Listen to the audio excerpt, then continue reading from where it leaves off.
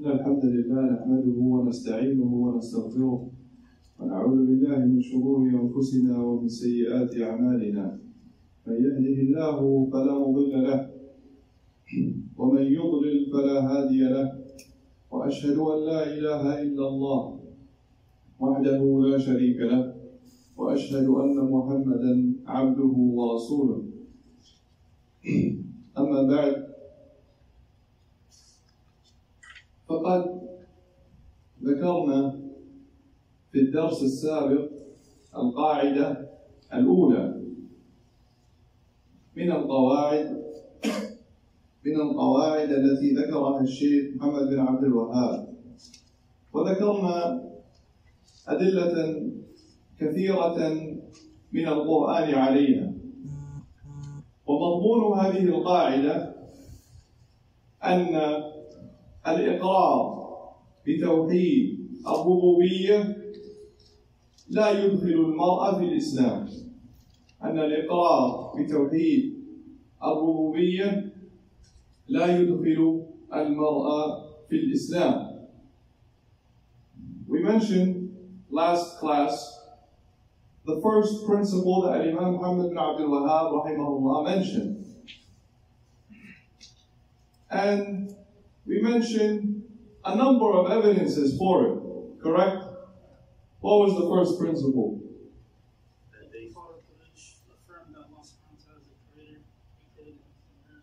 Now, the main point of that principle is that affirming Tawheed al-Rububiyyah doesn't bring someone into Islam.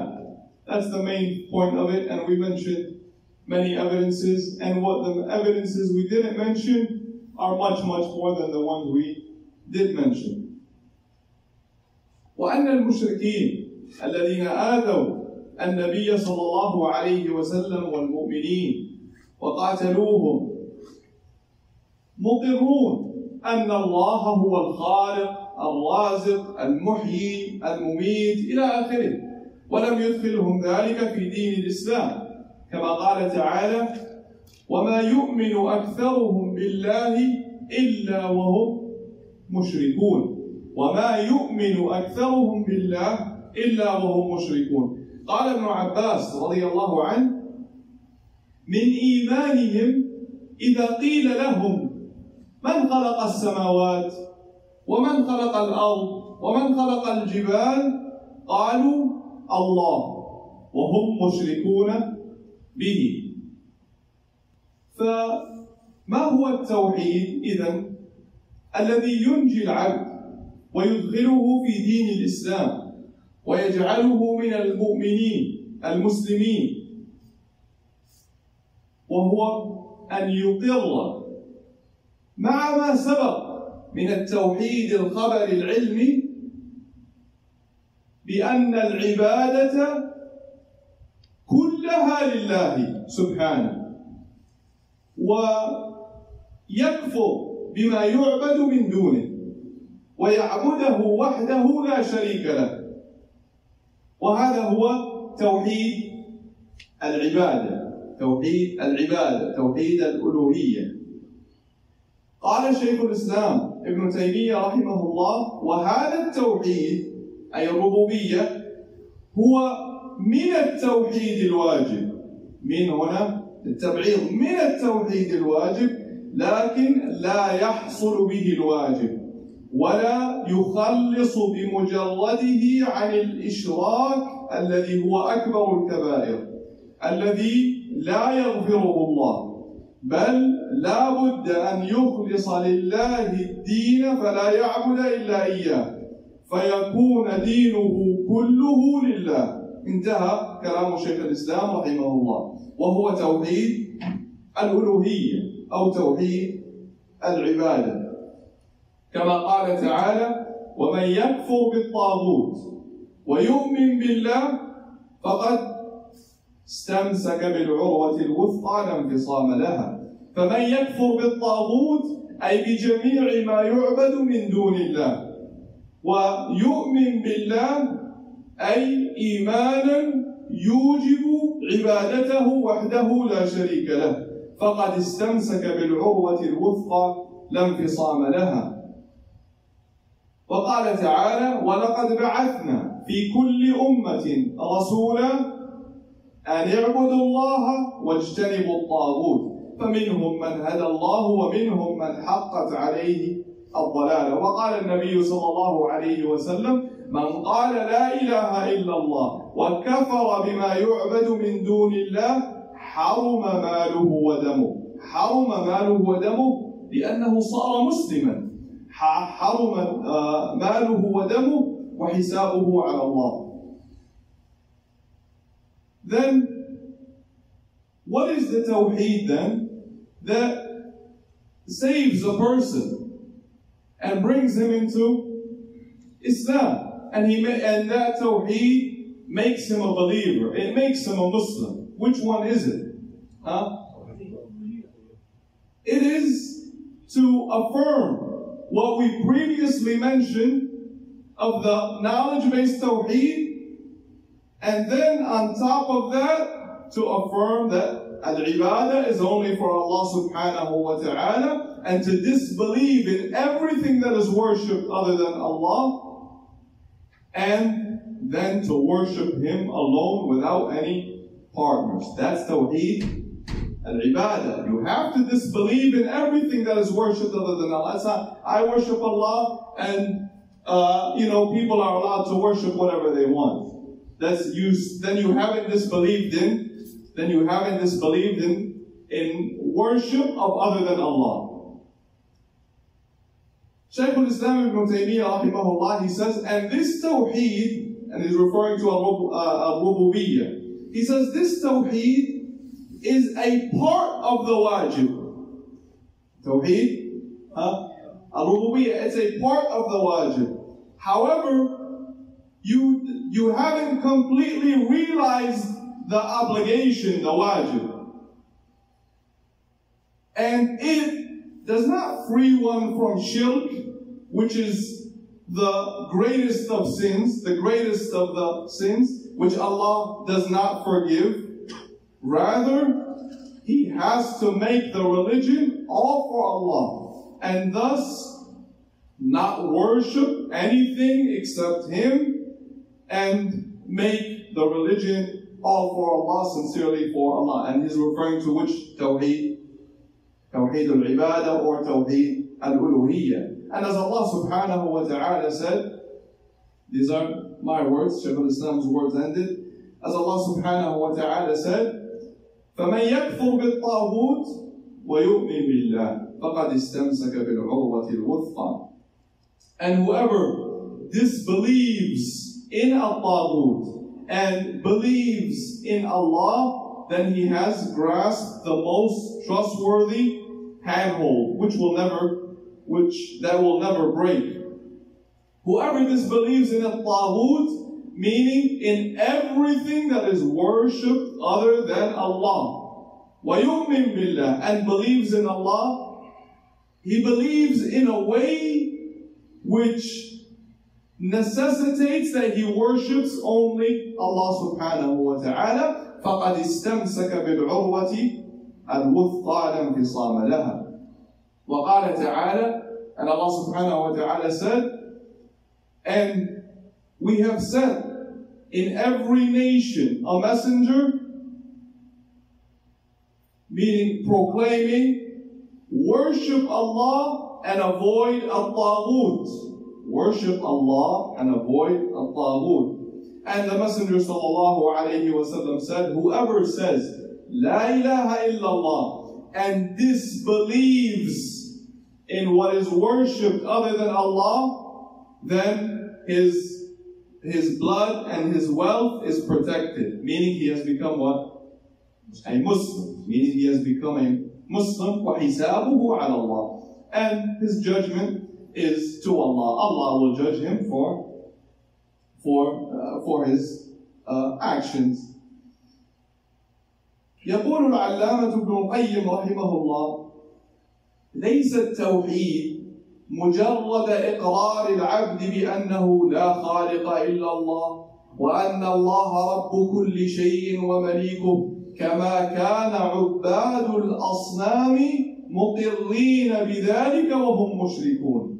بل التوحيد يتضمن من محبة الله والخضوع له والذل له وكمال الانقياد لطاعته وإخلاص العبادة له وإرادة وجهه الأعلى بجميع الأقوال والأعمال والمنع والعطاء والحب والبغض، ما يحول بين صاحبه وبين الأسباب الداعية إلى المعاصي والإصرار عليها. Al-Allamah Ibn rahimahullah says, Tawheed is not merely acknowledging that there is no creator except Allah, and that Allah is the Lord of everything and its owner, as the idol worshippers used to acknowledge and affirm, and they were mushrikun. They were mushrikun, and they were polytheists. He says, rather, Tawheed includes loving Allah and submitting to Him and humbling yourself to Him and complete compliance with His obedience and making worship sincerely for Him and seeking His face with your statements and actions and your giving and withholding, meaning you do that for the sake of Allah, and your love and your hatred, meaning you love and hate for the sake of Allah. That which comes between you and the causes which call you to sinning and being persisting on sins. So, which Tawheed is he referring to? توحيد الألوهية، توحيد العبادة. وبهذا يتبين امتناع القوم من قول لا إله إلا الله، وهو أن هذه الكلمة، كلمة التوحيد، دالة على إثبات العبادة لله وحده ونفيها عن كل ما سواه، وهم لا يقرون بذلك وإن كانوا يقرون بربوبية الله. إنهم كانوا إذا قيل لهم لا إله إلا الله يستكبرون ويقولون أئنا لتاركو آلهتنا لشاعر مجنون بل جاء بالحق وصدق المرسلين. فإذا قيل لهم لا إله إلا الله يستكبرون ويمتنعون من أن يقولوها، أي إذا قيل لهم قولوا لا إله إلا الله استكبروا. وأخبر الله تعالى عنهم أنهم يقولون أجعل الآلهة إلها واحدا إن هذا لشيء عجاب. فهذا من إنكارهم لتوحيد الألوهية.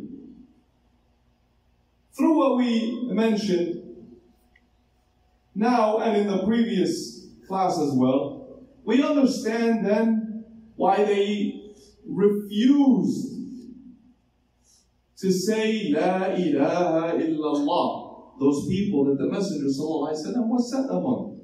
Why? They know the meaning. Huh? They know the meaning. Yeah, what is it? That if we say that, then we have to worship only one God. Now,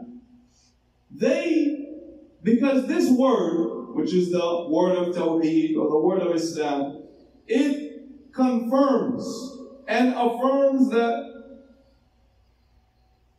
all worship is for Allah alone. It affirms that all worship is for Allah alone, and it negates all worship from other than Allah. So these are the two pillars of this word, and they understood that. What is it? The two pillars of La ilaha illallah. Nafi wa ithbat. Affirmation, negation. Affirming all worship for Allah, negating all worship from other than Allah. And they don't affirm that. They don't affirm that all worship should be only for Allah. They say we direct some worship to what our fathers used to worship, these idols. Even though we affirm that Allah subhanahu wa ta'ala is the creator and He is owner of everything, they affirm rububiyyah. But they don't submit to making all worship solely for Him. إنهم كانوا إذا قيل لهم لا إله إلا الله يستكبرون. Indeed, they, when it was said to them, La ilaha illallah, would be arrogant. And they would say, are we going to leave our gods for a mad poet? Rather, as Allah said, rather He has come with the truth and confirmed the previous messengers. Meaning, if it was said to them, say La ilaha illallah, they become arrogant and they refuse to say it. And Allah subhanahu wa ta'ala also informed that they say, أَجَعَلَ الْآلِهَةَ إِلَهًا وَاحِدًا إِنَّ هَذَا لَشَيْءٌ عُجَابٌ. Has He made the gods into one God? Indeed, this is a bizarre thing. Gods into one God, meaning what? Meaning what? He meaning Nabi sallallahu Muhammad, He has made the gods into one God. What does that mean? Now, it means all worship for one God. That's what it means. Worship only one. Inna hada la shay'un ujab. This is a bizarre thing. That's Allah subhanahu wa ta'ala informed. فهؤلاء القوم لماذا امتنعوا من قول لا إله إلا الله؟ لأنهم يعرفون معنى هذه الكلمة وما تستلزمه. عرفوا أن هذه الكلمة تستلزم إخلاص العبادة لله وأن لا يصرف شيء من العبادة لغير الله. للأسف لماذا أقول للأسف؟ لأن هؤلاء المشركين الذين حاربوا دين الإسلام وحاربوا النبي صلى الله عليه وسلم وآذوه وأصحابه صلى الله عليه وسلم ورضي الله عنهم يعرفون معنى لا إله إلا الله وما تقتضيه هذه الكلمة. يعرفون أن هذه الكلمة تقتضي أن يكفر بكل ما يعبد من دون الله وأن يعبد الله وحده لا ند له ولا شريك. وكثير من المسلمين اليوم إن لم نقل أكثر المسلمين اليوم لا يعرفون معنى لا إله إلا الله. الله أكبر الله أكبر، يعني يقولونها في يومهم وليلتهم ويسمعونها ولا يعرف معنى ما يقول، لا يعرف معنى ما يقول ولا ما تقتضيه هذه الكلمة. لا يعرف معنى الكلمة التي أدخلته في دين الإسلام، كلمة التوحيد، كلمة الإسلام. وأبو جهل وأبو لهب أعرف بمعنى هذه الكلمة من كثير من المسلمين للأسف. كما كان يقول النبي صلى الله عليه وسلم: يا أيها الناس قولوا لا إله إلا الله تفلحوا. ويتبعه من؟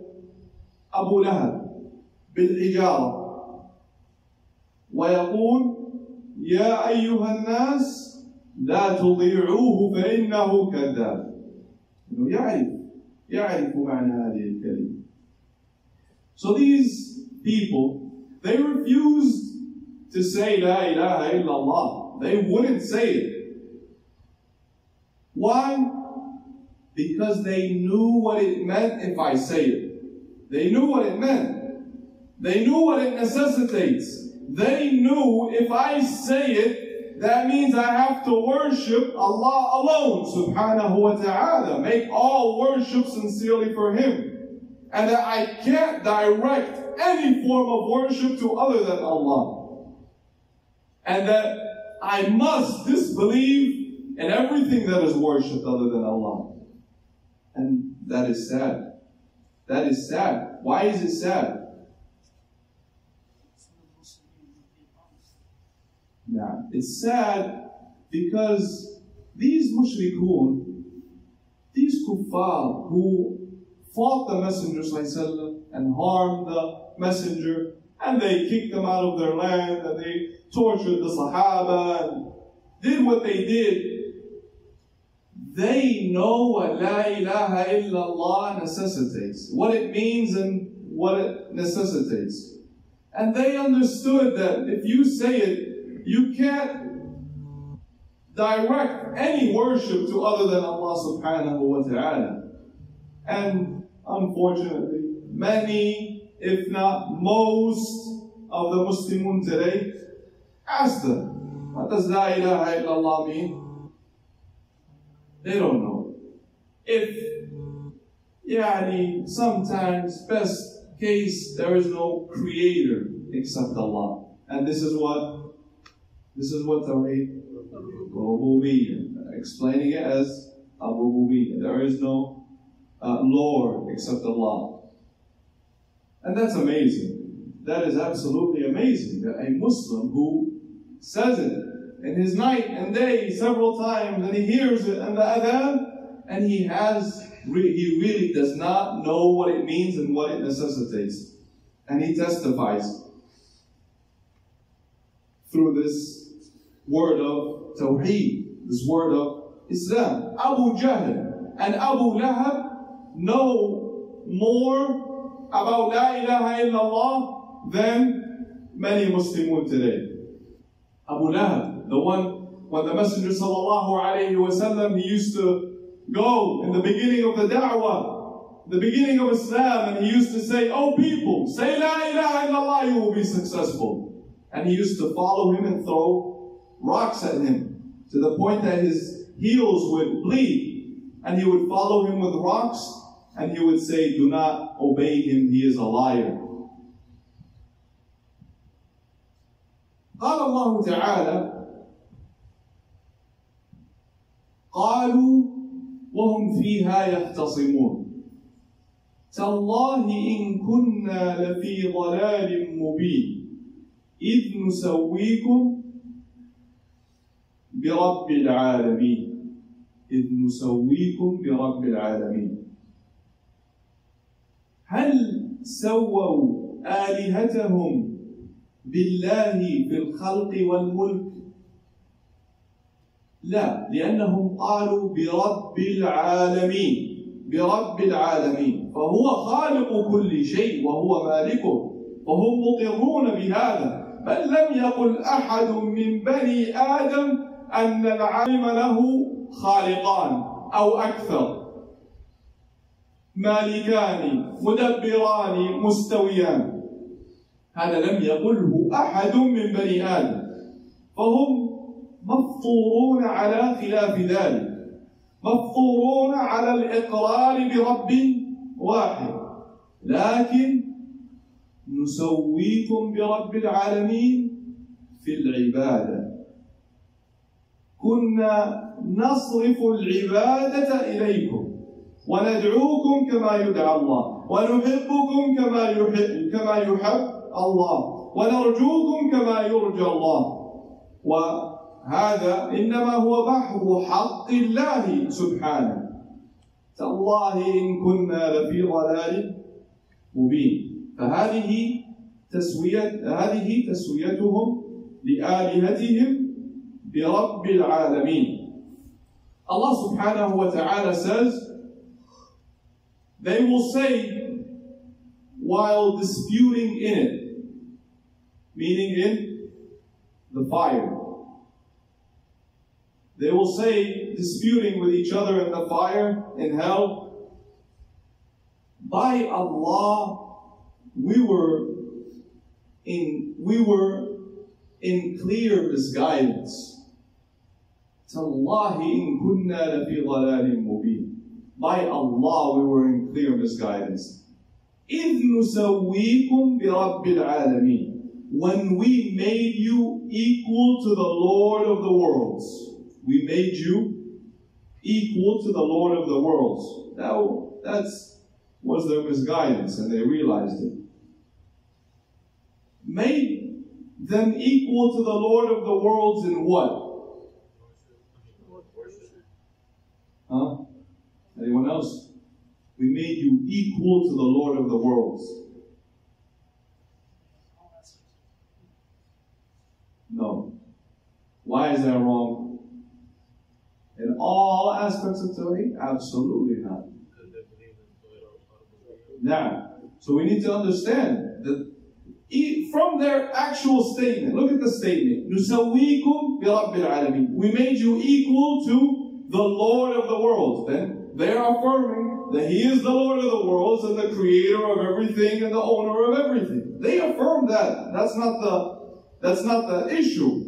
They didn't make them equal to Him in creation or in ownership or in sustaining the universe and so on and so on.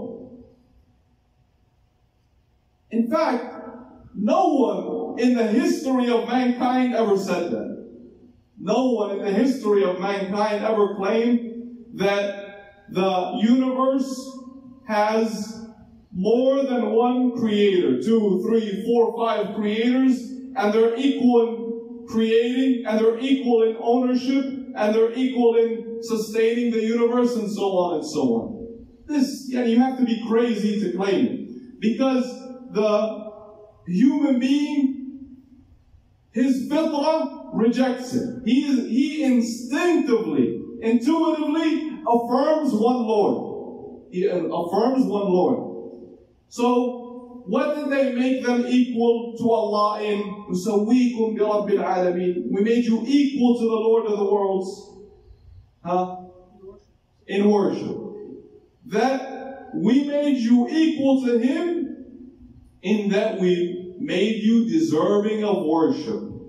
And that is specific to the Lord of the worlds. We made you equal to Him in that we made you deserving of worship. We used to direct some worship to you. We used to direct worship to Allah, and we used to direct worship to you. We used to love you as we love Allah. We used to call upon you as we call upon Allah. We used to hope for you as we hope for Allah. Even though we affirm He is the Lord of the worlds, by Allah, we were in clear misguidance. So this is them making them equal to Allah subhanahu wa ta'ala. فالله تعالى يدعو عباده إلى توحيد الألوهية بتوحيد الربوبية. قال ابن القيم رحمه الله: باب توحيد الإلهية هو توحيد الربوبية، فإن أول ما يتعلق القلب يتعلق بتوحيد الربوبية، ثم يرتقي إلى توحيد الإلهية، كما يدعو الله سبحانه عباده في كتابه بهذا النوع من التوحيد إلى النوع الآخر، ويحتج عليهم به ويقررهم به، ثم يخبر أنهم ينقضونه بشركهم به في إلهيته. انتهى كلامه. Thus, and this is important to understand, that Allah subhanahu wa ta'ala, He calls the creation to Tawheed al-Uluhiyyah through what? Through Tawheed al-Rububiyyah. He calls the creation to Tawheed al-Ilahiyyah through Tawheed al-Rububiyyah. Al-Imam Ibn Qayyim rahimahullah said, the door to Tawheed al-Ilahiyyah is Tawheed al-Rububiyyah. For indeed, the first thing that the heart is attached to is Tawheed al-Rububiyyah. And then it ascends to Tawheed al-Ilahiyyah. He says, as Allah subhanahu calls His servants in His book to this type of Tawheed, with this type of Tawheed to the other.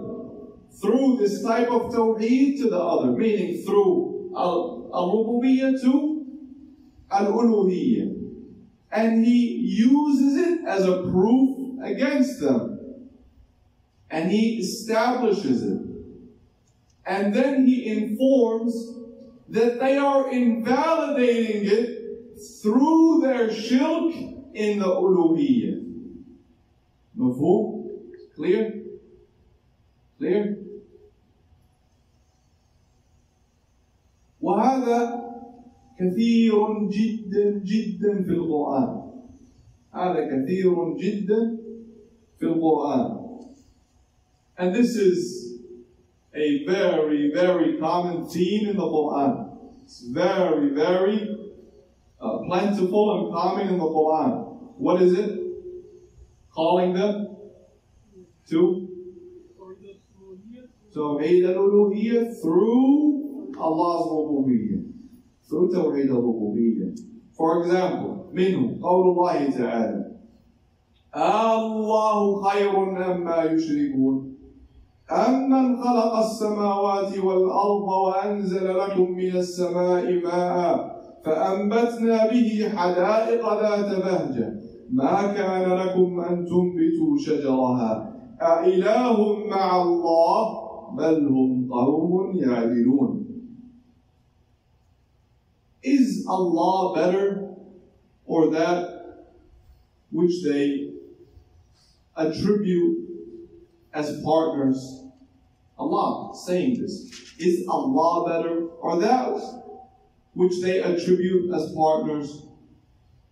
Or the one who created the heavens and the earth, referring to Himself, subhanahu, or the one who created the heavens and the earth and sent down from the sky rain, through which we caused delightful gardens to grow. It is not in your ability to grow its trees. أَإِلَهٌ مَعَ اللَّهِ. Is there a deity with Allah? Meaning, does Allah have with Him someone that is deserving of worship? أَإِلَهٌ مَعَ اللَّهِ بَلْ هُمْ قَوْمٌ يَعْدِلُونَ. أَمَّنْ جَعَلَ الْأَرْضَ قَرَارًا وَجَعَلَ خِلَالَهَا أَنْهَارًا وَجَعَلَ لَهَا رَوَاسِيَ وَجَعَلَ بَيْنَ الْبَحْرَيْنِ حَاجِزًا أَإِلَهٌ مَعَ اللَّهِ بَلْ أَكْثَرُهُمْ لَا يَعْلَمُونَ. Or the one who made the earth stable, and He placed rivers in it, and He made for it firm mountains, and He put a barrier between the two seas. أَإِلَهٌ مَعَ اللَّهِ. Is there a God with Allah? بَلْ أَكْثَرُهُمْ لَا يَعْلَمُونَ. أَمَّنْ يُجِيبُ الْمُضْطَرَّ إِذَا دَعَاهُ وَيَكْشِفُ السُّوءَ وَيَجْعَلُكُمْ خُلَفَاءَ الْأَرْضِ أَإِلَهٌ مَعَ اللَّهِ قَلِيلًا مَا تَذَكَّرُونَ. Or the one who responds to the desperate when he calls upon Him and removes evil and makes you inheritors of the earth. Is there a God with Allah? قَلِيلًا مَا تَذَكَّرُونَ. أَمَّنْ يَهْدِيكُمْ فِي ظُلُمَاتِ الْبَرِّ وَالْبَحْرِ وَمَنْ يُرْسِلُ الرِّيَاحَ بُشْرًا بَيْنَ يَدَيْ رَحْمَتِهِ أَإِلَهٌ مَعَ اللَّهِ تَعَالَى اللَّهُ عَمَّا يُشْرِكُونَ. Or the one who guides you in the darkness of the land and the ocean and sends the winds as glad tidings before His mercy. Is there a God with Allah? تعالى الله عما يشركون. أمن يبدأ الخلق ثم يعيده ومن يرزقكم من السماء والأرض أإله مع الله قل هاتوا برهانكم إن كنتم صادقين. Or the one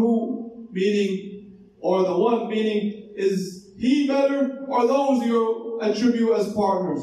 Or the one who begins creation, then repeats it, and who provides for you from the heavens and the earth? Is there a God with Allah? قُلْ هَاتُوا بُرْهَانَكُمْ إِن كُنتُمْ صَادِقِينَ. Say, bring your proofs if you are truthful.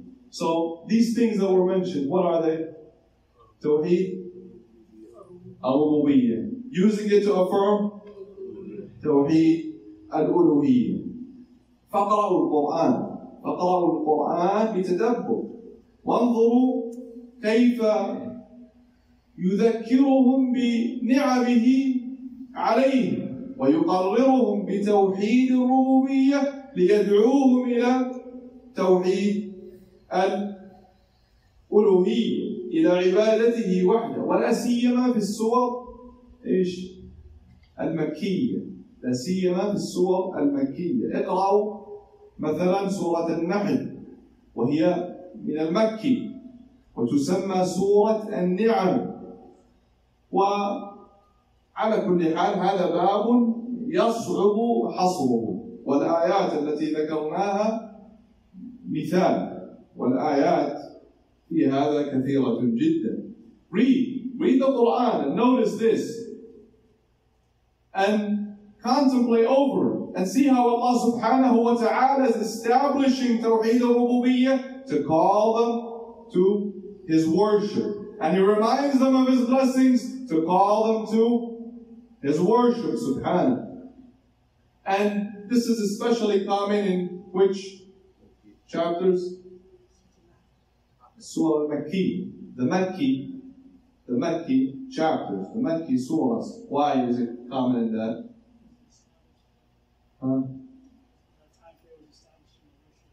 Now, because that is when the Messenger ﷺ and the Muslimun, they were dealing with the disbelievers. And thus, the Makki surah, they're firm, if you read it. And then Madani rulings and halal and haram and so on and so on, because now the Muslimun have their own land and they're more established, and then the halal and haram started coming down. And for example, read Surah Al-Nahl. Read Surah Al-Nahl. And it's also called Surah Al-Ni'am. Surah Al-Ni'am. Read it, and it's many ayat. If it weren't for time constraints, we could have mentioned, but it's a large number of ayat. And that's one of the Makki surahs. That's one of the Makki surahs. And regardless, this is something which is difficult to try to mention completely. And what the ayat that we mentioned is just an example. And there are many examples in the Qur'an. Many examples in the Qur'an. Who can give one?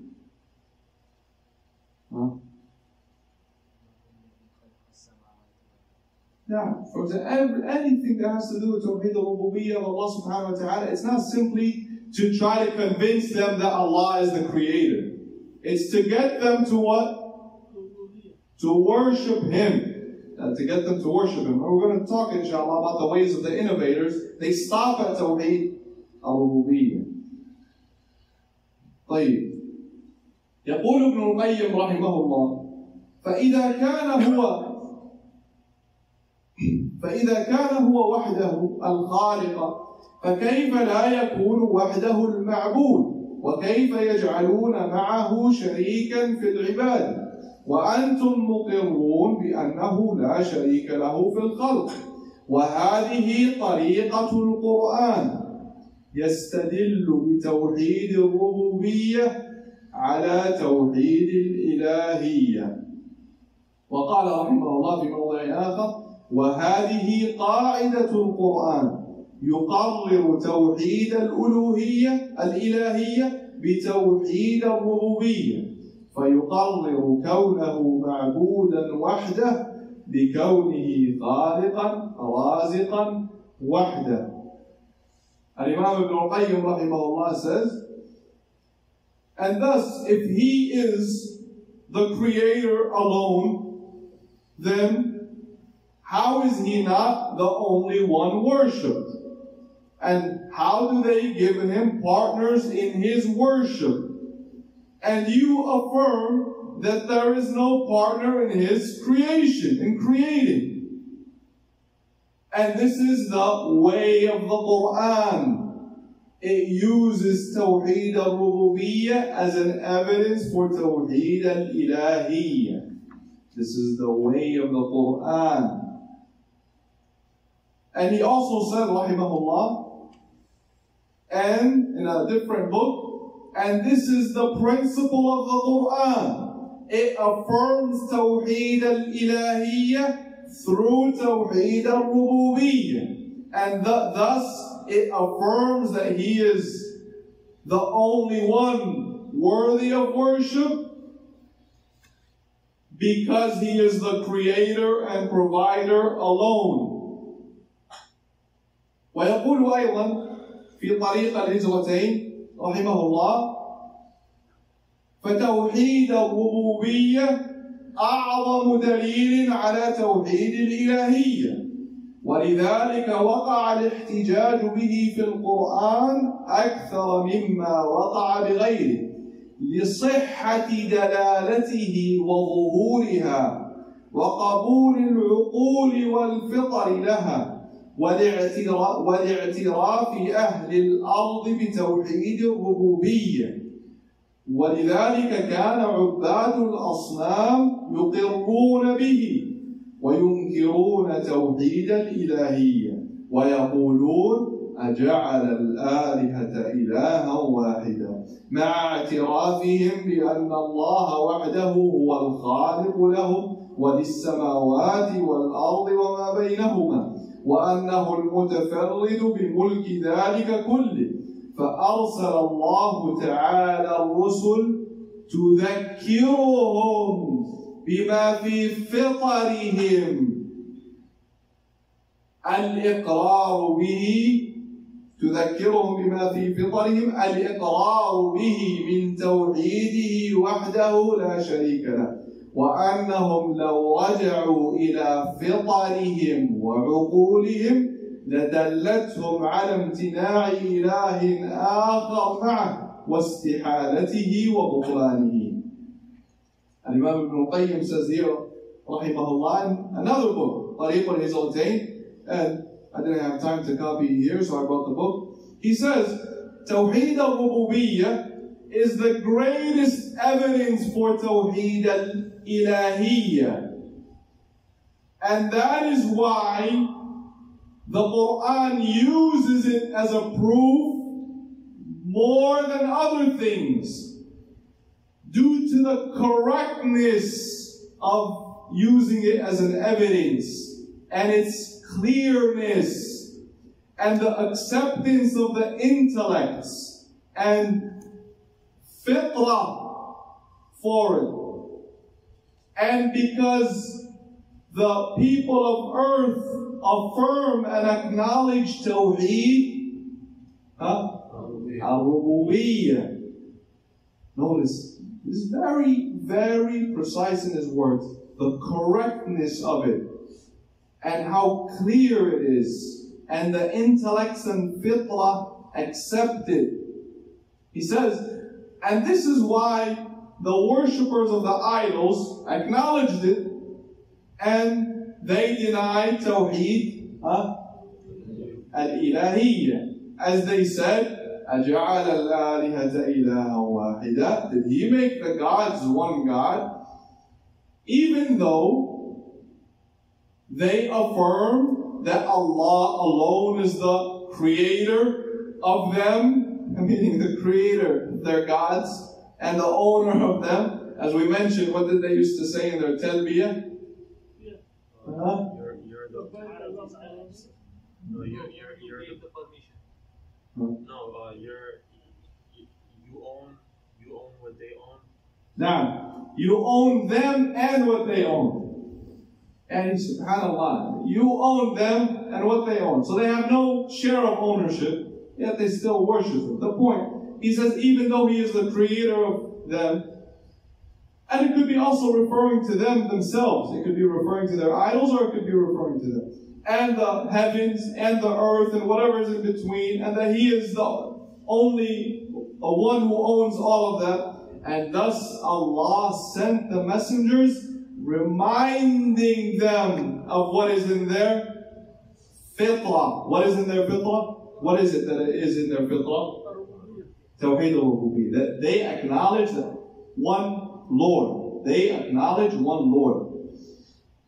Reminding them of what is in their fitrah, and that if they were to return back to their fitrah and their intellects, then it would point them to the impossibility of there being another ilah with Allah and its falsehood. Another ilah with Allah meaning what? Creator. Huh? No. You're shaking your head. Yes. No. Another ilah meaning one that's deserving of worship. Okay? When we say ilah, what does it mean? What? Something that is worshipped. That which is worshipped. That's why they said, أَجَعَلَ الْآلِهَةَ إِلَهًا وَاحِدًا. Did he make the ilahs one ilah? Meaning just one we worship? We only direct our worship to one? طيب, that's his words in طريق الرسولتين رحمه الله. ومما سبق ذكره يتبين ضلال من يجعل غاية همه تقرير توحيد الربوبية وإثبات خالق واحد ويعمل جهده على دعوة الناس إلى الاعتراف بذلك كما يفعله المبتدعة. فهؤلاء المبتدعة في دين الله عز وجل يدعون إلى توحيد الربوبية ويقفون عند ذلك، مع أن الرسل دعت إلى توحيد الألوهية، ويظنون أن هذا هو معنى لا إله إلا الله. وليتهم يقررون توحيد الربوبية بالطرق العقلية الصحيحة، بل تجدهم يقررون توحيد الربوبية بالطرق البدعية والطرق العسرة التي لا يفهمها أكثر الناس والتي لا تسلم من الفساد والضلالات. And by what we've mentioned, it becomes clear the misguidance of those who make their ultimate concern calling the people to what? Tawheed al-Rububiyyah. And that we have to affirm that this universe has a creator. And he struggles in that. And that's what he wants the people to affirm, as the innovators do. Thus, these innovators in the religion of Allah subhanahu wa ta'ala, who call to Tawheed al-Rububiyyah and stop there, even though the messengers called to Tawheed al-Uluhiyyah, and they think that this is the meaning of La Ilaha Illa Allah. And if only, in fact, the way that they affirm Rububiyyah is not the way the Qur'an affirms Tawheed al-Rububiyyah and the intellectual, rational way and the way of the Qur'an. No, they affirm Rububiyyah in their own innovative ways and complicated ways in which most people won't even understand. And those ways which they try to reach to affirm Tawheed al-Rububiyyah themselves, because it contains corruption and misguidance, it opens a door for the shrewd one, the smart one, to attack them from that. Because those arguments in and of themselves are weak and corrupted. So the shrewd one notices the corruption in the argument and he attacks the Muslim from that angle of weakness. As has happened today in times of old as well. وأما الإقرار بالخالق فهذا مركوز في الفطر لا يمكن أن يتبدل أبدا ولا يمكن لأحد أن ينكره بقلبه. نعم، قد يجحد بلسانه، يجحد الخالق بلسانه عنادا وتكبرا، ولكن قلبه لا يمكن أن ينفك عن الإقرار أبدا لأنه مركوز في أصل الخلقة. ولهذا الذين يسمون الملاحدة مذهبهم أغبى مذهب على وجه الأرض، والملحد في الحقيقة أشد الناس غباء. وأما وجود خالق حكيم مدبر فهذا أظهر من كل شيء. ولهذا قالت الرسل لأقوامهم: أفي الله شك فاطر السماوات والأرض. قالت رسلهم: أفي الله شك فاطر السماوات والأرض. As for affirming a creator, then this is so ingrained within a human being. It's ingrained with a human being. Within a human being, it's automatically affirmed. It doesn't need complex arguments to try to figure it out. And no one can deny it with their heart. There is no such thing as denying a creator with your heart. True belief, true denial. This stupidity that they call atheism is simply a denial with the tongue, with affirmation of the heart. There is no way that it can be erased from a human being to the point where they completely deny the existence of a maker with their heart, or it becomes foreign to a human being. Impossible. To the point like, oh, what's that? What's a creator? What's a maker of this world? What are you talking about? No, it never ever becomes foreign, and you can never deny it with your heart. Now, it may become weaker, the fitrah becomes weaker, but it's never erased. It's never erased. And the only way that atheism exists is outward denial of the tongue. It's outward denial of the tongue, because it's ingrained within the human being. It is his fitrah.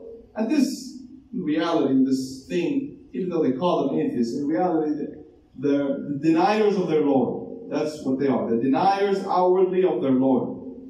It's the most stupid form of thinking that I have ever read about. And I used to tell some of the people I studied with, I used to tell them, wallahi, if they didn't exist, I wouldn't believe that they exist. And if I didn't see them, I wouldn't believe that they exist. That someone would reach that level, that stupidity, and it's very irrational and childish. This isn't the point of the lesson. For example, this is their argument, at its core. They want to convince you that everything that we see and exists in the heavens and the earth and its order and the universe and humans and their complexity and everything is not a result of knowledge and wisdom and so on. Attributes of what? A creator, a maker. And that's what they try to convince you of. And thus, you're between two options and two positions. That it has absolutely no maker and creator, and it's absolute randomness. It's absolute randomness. And as I said, the fitrah, it automatically rejects this. But the point, and the other option is that what? There is a maker and creator who created it out of his knowledge and wisdom and ability and so on and so on. The attributes which are necessary for creation. Thus, those are the two options. Then, if it's possible for the universe to come out of absolutely randomness and nothing and no knowledge, nothing, then it should be even more possible for it to come out through that way. Correct? Isn't it more, if you're saying the universe, it can come out in randomness and all this stuff and exist out of absolutely nowhere, then it's even more rational and more possible that it came out through knowledge. But they're so bent on the first option. Why? Because they don't want a creator to exist. And this is the psychology of an atheist. At its core, they don't want one to exist, so they seek out arguments to try and deny his existence. This is a different topic. The point is that the existence of a creator and maker, sustainer, wise, all knowledgeable, is something which is more apparent than everything. There is nothing more apparent than that. There is absolutely nothing more apparent than that. That's why the prophets, the messengers, they said to their people, أَفِي اللَّهِ شَكٌّ أَفِي اللَّهِ شَكْ فَاطِرِ السَّمَاوَاتِ وَالْأَرْضِ. Is there any doubt about Allah, the creator of the heavens and the earth? Is there any doubt about Allah? قَالَتْ رُسُلُهُمْ. Their messengers said, is there any doubt about Allah? And if you, for the most part, if you deal with someone like that, you don't even waste your time. Not like these quote-unquote, what do they call them? The da'is. Allah al-Musta'an, the da'is. The da'is, what do? To atheists, debate. Just debate. You don't believe in Allah? Debate. Christian? Debate. Everything, debate, debate, debate, argue. If there were only trees left in the park, debate. Let's debate the trees. And this way is opposed to the way of the Sunnah and the ways of the guided Imams, rahimahullah. Because when you engage in it, you're giving it value. You're giving it value when you engage in it. And in fact, they mentioned about Al-Jahm ibn Safwan. Who's Al-Jahm ibn Safwan? The ones who Al-Jahmiyyah are attributed to. They are attributed to Al-Jahm ibn Safwan. And they mentioned that in his biography. He used to like debating and arguing. That's what he used to do. He used to debate and argue. To the point that one day he debated people called as Sumaniyya. People who deny the existence of a maker. They're called as Sumaniyya. And they put some doubts in him to the point that he stopped praying for 40 days. This is always debating. Debating them, he couldn't answer their doubts, so he left off prayer for 40 days. And then he came back and he figured of an argument, he innovated an argument which is caused huge corruption in the ummah for many, many centuries. He thought of an argument to try to repel their doubts, which, as I said, brought about a lot of corruption in the ummah.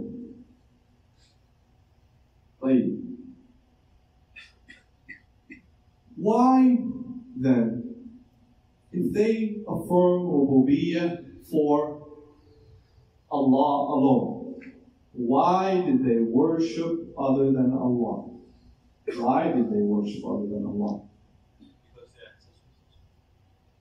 That's the topic of next class, insha'Allah ta'ala. Thus we'll stop here. وصلى الله وسلم على نبينا محمد وعلى آله وصحبه